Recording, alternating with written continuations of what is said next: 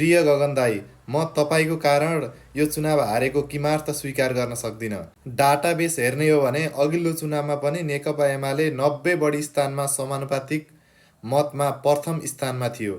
यसको मतलब नेपाली काङ्ग्रेस अघिल्लो चुनावमा पनि पहिलो पार्टी हुनुको मुख्य कारण माओवादीसँगको गठबन्धन मात्र थियो। 72मा संविधान बनेपछि देश समृद्धि र सुशासनको यात्रामा अगाडि बढ्नुपर्ने थियो। तर नेपाली काङ्ग्रेस पार्टीमा शेरबहादुर देउबा जस्तो पात्रको उदय, करिब 10 वर्ष पार्टीको नेतृत्व गरी आफ्ना आसेपासे र आर्जु राणाले जे भन्नुहुन्छ त्यही मान्नुको उपजो आज काङ्ग्रेस हार्नु।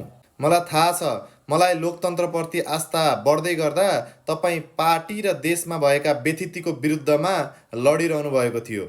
चुनावको 1 महिना अगाडि पार्टीभित्र तपाईँले देखाएको साहसको प्रशंसा नभएको होइन। देउबा र ओलीबाट आजित जनता यो पालि पार्टीकै विकल्प खोजे, तपाईँलाई सुन्नै चाहेनन्।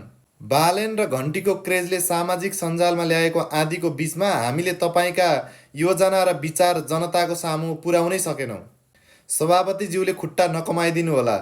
यो चुनावमा पनि 17 लाख जनताले समानुपातिक भोट सिटौला, देउबा, प्रकाश शरण महत, विमलेन्द्र निधि जस्ता पात्रलाई देखेर दिएका होइनन्।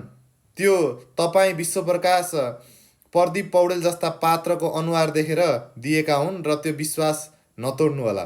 तपाईँले बोक्नुभएको काङ्ग्रेस परिवर्तन र देश परिवर्तनको योजना बिचमै छोड्ने तपाईँलाई छुट छैन।